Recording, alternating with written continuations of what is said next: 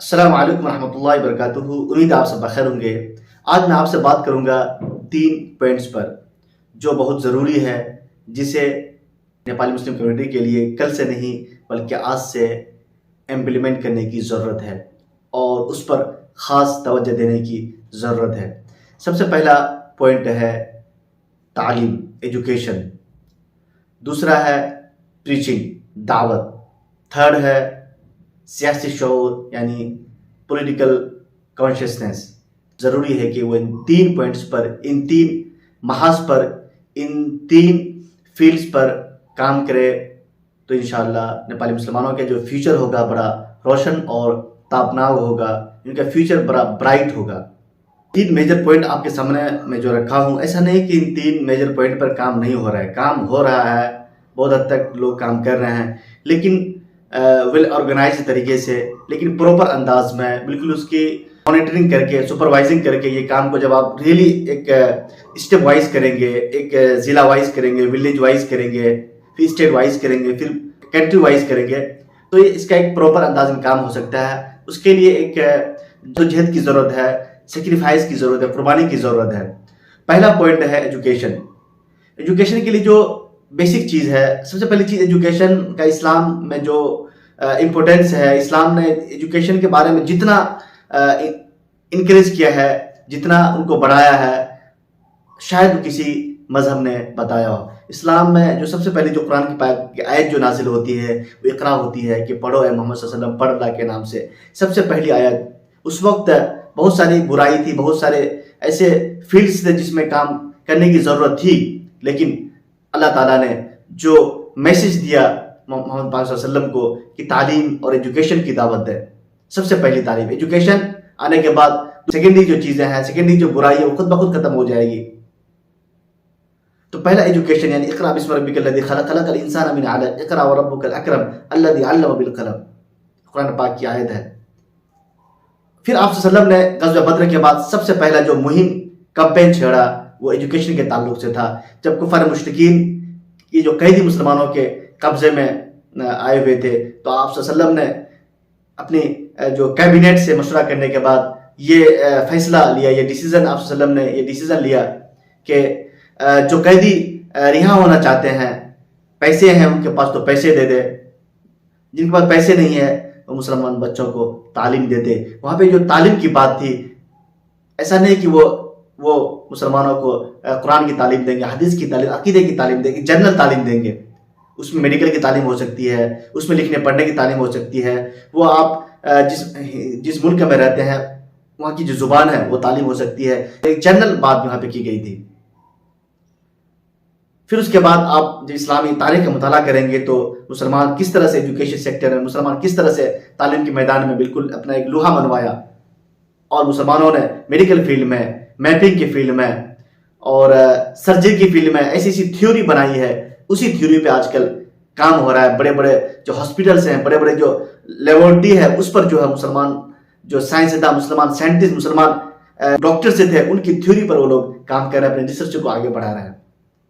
تو اسی سوچ کے ساتھ، اسی ایک وسیع مائنڈ کے ساتھ ہمیں اس وقت کام کرنا ہے. تو سب سے پہلے اس کے لیے جو ایجوکیشن، آپ کو ایک گاؤں ہے، ایک محلہ، ایک سوسائٹی، اس میں ایجوکیشن کے لیے سب سے پہلی چیز کیا ہوتی ہے کہ آپ یہاں پہ ایک اسکول کھولیں، ایک مدرسہ کھولیں، ایک چھوٹا سا، اس میں جو پرائمری ایجوکیشن کے لیے ہو. اور اسکول میں جو بیسک چیز ہے کہ ایسا نہیں بالکل آپ ایک اسکول کھول رہے، اسکول میں کے ساتھ ساتھ بہت ساری چیزیں ہوتی ہے. آپ کو وہاں پہ کلاس روم بنانا پڑے گا، آپ کو ایجوکیشنل ٹولس ہیں جو تعلیمی، جب آپ بچوں کو تعلیم دیں گے، اس تعلیم دینے کے لیے طرح طرح کی جدید سہولیات ہیں، اس سہولیات کا آپ استعمال کریں. بستی میں ایک چھوٹے چھوٹے مدرسے ہوں، چھوٹے چھوٹے اسکولس ہوں، اس کے بعد بڑے کالج کے انڈر میں وہ سارے اسکول کام کریں. اسی طرح سے ضلع لیول پہ کام ہونے لگے، اسٹیٹ لیول پہ، یعنی جگہ جگہ ہمیں اسکول کھولنا پڑے گا، ایک منظم انداز میں، ایک تحریکی انداز میں، ایک ریولیوشنری انداز میں. یہ نہیں کہ بہت سارے اسکول ایسے ہیں جو بالکل چل رہا ہے لیکن اس کا نہ مینجمنٹ ہے، نہ اچھی تعلیم ہوتی، کوالٹی ایجوکیشن. اس کو ہم ہیلپ کر سکتے ہیں. اگر آپ کے پاس آئیڈیا ہے، آپ کے پاس اگر مال ہے، آپ اس کو کچھ سپورٹ کر سکتے ہیں، سہولت دے سکتے ہیں، تاکہ اس کے جو اسکول کا جو معیار ہے، اس کا جو اسکول کا جو ایک لیول ہے وہ تھوڑا اونچے ہو جائے. پھر ہائر ایجوکیشن ہے، سیکنڈری ایجوکیشن ہے. اس سے غلطی کیا ہوتی ہے، ایجوکیشن سیکٹر میں جو بچے ہمارے جائیں، کیسے جائیں، کیوں جائیں، اور ان کے لیے جو تین کام کرنے ہیں ہمیں. ایک تو یہ ہے کہ ہمیں ایجوکیشن اویئرنیس کمپین چلانا ہے، کاؤنسلنگ کا کام کرنا ہے، کاؤنسلنگ. اور دوسرا یہ ہے کہ ہم اس کو گائیڈ کریں. سب سے پہلی چیز کیا ہے؟ کاؤنسلنگ. یعنی ایک پیرنٹس کو جا کر کے، ایک گھر میں جا کر کے آپ ان کو ذہن سازی کریں ان کے والدین کی، اور ان کا جو گھر کا جو سچویشن ہے، گھر کا جو ماحول ہے، اس کے حساب سے ان کو آپ بتائیں کہ آپ کو کرنا کیا ہے. آپ کی جو فائنینشیل اسٹیٹس آپ کا یہ ہے، اس کے علاوہ اس کے بعد آپ کو کس فیلڈ میں جانا ہے، آپ کے بچوں کے لیے کم فیس میں کون سا ایجوکیشن کے کون سے فیلڈ میں آپ جا سکتے ہیں، تو ان سے بات کرنی ہے. پہلے یہ کہ آپ کو ایک تعلیم بیداری چلانا ہے نارملی. دوسرا کاؤنسلنگ کرنا ہے. تھرڈ میں کیا ہے؟ جب اسکول کھلے، کالج کھلے، یونیورسٹی کھلے، اس وقت میں آپ کی ایک ٹیم ہو، وہ ٹیم جا کر کے ان کے گھر سے ملے. آپ فارم کیسے بھریں گے؟ آن لائن بھریں گے، آف لائن بھریں گے، وہاں تک آپ یونیورسٹی تک آپ کیسے پہنچیں گے، کالج تک آپ کیسے پہنچیں گے، یا درمیان میں جو بھی ایک فیسلٹی ہے اب اس کو مہیا کریں. تب جا کر کے ایجوکیشن کا جو ایک صحیح کنسپٹ آ سکتا ہے کہ آپ صرف ہم یہ نہیں کہتے ہیں اسٹیج میں کھڑے ہو کر کے تعلیم حاصل کرو. تو تعلیم حاصل کریں گے تو پھر کیسے حاصل کریں گے، کہاں حاصل کریں گے، اس کا میجرمنٹ کیا ہے؟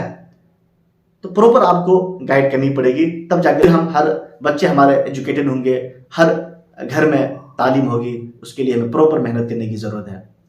دوسری چیز ہے وہ دعوت ہے، پریچنگ ہے. تو پریچنگ میں ہم سب سے پہلے عقیدے کی بات کریں گے. ہمارے بچوں کا عقیدہ اچھا ہو، ان کا بلیف، ان کا فیتھ وہ صحیح ہو، صحیح ڈائریکشن پہ ہو. اگر صحیح ڈائریکشن میں ان کا فیتھ نہیں ہوگا، ان کا بلیف نہیں ہوگا، وہ اپنے اللہ کو نہیں جانے گا، رسول اللہ علیہ وسلم کو نہیں جانے گا، تو پھر وہ کہیں بھی بھٹک سکتا ہے، کہیں وہ گمراہ ہو سکتا ہے، اس کی زندگی کہیں بھی کولیپس ہو سکتی ہے. دوسرا پہلا کیا ہے؟ عقیدہ یعنی فیتھ بلیف کا. دوسرا کیا ہے؟ اخلاق حمیدہ یعنی مورل کریکٹرسٹکس، مورلٹی ہے یعنی سیرت. ایک بچے کی سیرت کیسی ہونی چاہیے، اس میں جو بہت ساری جو چیزیں ہیں، آنیسٹی ہونا چاہیے، اور ریسپیکٹ ایک دوسرے کو کرے. اس کے بعد اس کے اندر اچھی کوالٹی ہونی چاہیے. وہ ساری چیزیں ہیں جو سیرت یعنی ان کا کردار، ان کا اخلاق، ان کا رہنا سہنا، ملنا جلنا، بات کرنا، وہ ساری چیزیں آپ سیرت نبوی کو پڑھیں، پورا اس میں آپ قرآن حدیث کو پڑھیں، ساری چیزیں بھری پڑی ہیں کہ ایک انسان، ایک مومن کی زندگی کیسی ہونی چاہیے، ان کا اخلاق کیسا ہونا چاہیے، ان کے بات کرنے کا طریقہ کیسے ہونا چاہیے. اور سب سے جو ہمارے معاشرے کی جو سب سے ایک جڑ ہے، برائی کی جڑ، وہ ہے جھوٹ سے ہمیں بچنا ہے. اسلام میں جھوٹ کو کبیرہ گناہ بتایا گیا ہے. امانت داری، دیانت داری، سچائی، جھوٹ نہیں بولنا، یہ سب ساری چیزوں کو جو ایک اخلاق حمیدہ میں آتا ہے، وہ اپنے بچوں کو تعلیم دینا ہے، بالکل نرسری سے ہی، LKG سے ہی. اور کلیننس، صفائی ستھرائی بھی ضروری ہے. نظافت نصف الایمان، کیونکہ صفائی ستھرائی اگر آپ کے معاشرہ رہے گا، آپ کے بچے رہیں گے، تو اس سے آپ کے بچوں کی صحت میں بھی اثر پڑتا ہے. ایک معاشرہ، ایک ہیلدی معاشرے کے لیے، ایک ہیلدی سوسائٹی کے لیے کلیننس بہت ضروری ہے، نظافت ضروری ہے، صفائی ستھرائی ضروری ہے. اس سے صحت میں بھی اثر پڑتا ہے، اس سے ذہن میں بھی اثر پڑتا ہے، اس سے ماحول ایک گندا ہوتا ہے. تو صفائی ستھرائی کا بھی بچوں کو کہنا ہے کہ صفائی ستھرائی رہے. اور ایک حدیث ہے کہ اپنے بچوں کو یہ تعلیم دینی ہے، جو چھوٹے بچے ہیں وہ اپنے بڑوں کی قدر کیسے کریں، بڑوں کی عزت کیسے کریں، جو بڑے ہیں وہ چھوٹوں پر شفقت کیسے کریں. یہ سارے جو سوسائٹی کا جو مورلٹی ہے، سوسائٹی کو مطلب جو آپ صلی اللہ علیہ وسلم کی جو سیرت ہے اس پہ کھڑا کرنا ہے. یہ دوسری چیزیں ہیں. اور ایک تو دعوت تو ہمیں اپنوں میں بھی دینا ہے، اپنے جو مسلم کمیونٹی میں جو برائی آ گئی ہے ان کو اس برائی سے روکنا ہے. ساتھ ساتھ میں جو ہمارے دوسری کمیونٹی کے لوگ ہیں ان کو بھی ان تک بھی اللہ کا تعارف کرائیں، اور ان میں بھی ہم آپ صلی اللہ علیہ وسلم کی جو زندگی ان کو بتائیں، تاکہ وہ بھی آپ صلی اللہ علیہ وسلم کی زندگی سے، وہ بھی قرآن و حدیث سے بھی واقف ہو اور وہ اسلام سے قریب آئے. جو تھرڈ جو چیز ہے، سیاسی شعور یعنی پولیٹیکل کانشیسنیس، یہ بہت ضروری ہے. جب کہ آپ کے پاس اب نیپال میں کیا ہے کہ مختلف پارٹیاں ہیں، مختلف پارٹیوں کے انڈر میں مسلم لیڈرشپ ہے. ہر پارٹی میں کوئی نہ کوئی مسلم لیڈرشپ وہ کام کر رہی ہے. تو کیا کہ اپریشیٹ ڈفرینسز، یعنی ہمیں اپریشیٹ کرنا ہے، تعریف کرنا ہے ڈفرینٹ چیزوں کو. اب نیپال میں بہت ساری پولیٹیکل پارٹی ہے، آپ ان پولیٹیکل پارٹی کا حصہ رہیں، آپ ان پارٹی کا حصہ رہیں، آپ اس پارٹی میں لگے رہیں، اس پارٹی میں جڑے رہیں، لیکن وہاں سے آپ اپنی کمیونٹی کے لیے، اپنے رائٹس کے لیے، اپنے حقوق کے لیے وہیں سے آپ کو آواز اٹھانی ہے. پھر آپ کا سوسائٹی، آپ کی جو کمیونٹی ہے، کیونکہ ہر لوگ اپنی کمیونٹی کی بات کرتے ہیں، اگر ہر فیملی اپنے فیملی کو ایجوکیٹڈ بنا دے، ہر محلہ والا اپنے محلے والوں کو ایجوکیٹڈ کر دے، ہر ضلع والا اپنے ضلع والوں کو ایجوکیٹڈ کر دے، ہر اسٹیٹ والا اپنے اسٹیٹ والوں کو ایجوکیٹڈ کر دے، تو پورا نیپال ایجوکیٹڈ ہو جائے گا۔ اگر مسلم کمیونٹی والے اپنی کمیونٹی کی فکر کر لیں گے، اگر دوسری کمیونٹی والے اپنی دوسری کمیونٹی والے کی فکر کر لیں گے، تو پھر ایجوکیٹڈ نیپال ہو جائے گا۔ تو ایسا نہیں کہ ہم اپنی کمیونٹی کے بارے میں سوچ رہے ہیں اور دوسری کمیونٹی کے بارے میں نہیں سوچ رہے ہیں تو ہم گناہ کر رہے ہیں۔ اگر ہر کمیونٹی والے اپنی کمیونٹی کو ایجوکیٹڈ بنا دے، ان بچوں کو تعلیم دے دے، پھر پورا نیپال ایجوکیٹڈ ہو جائے گا۔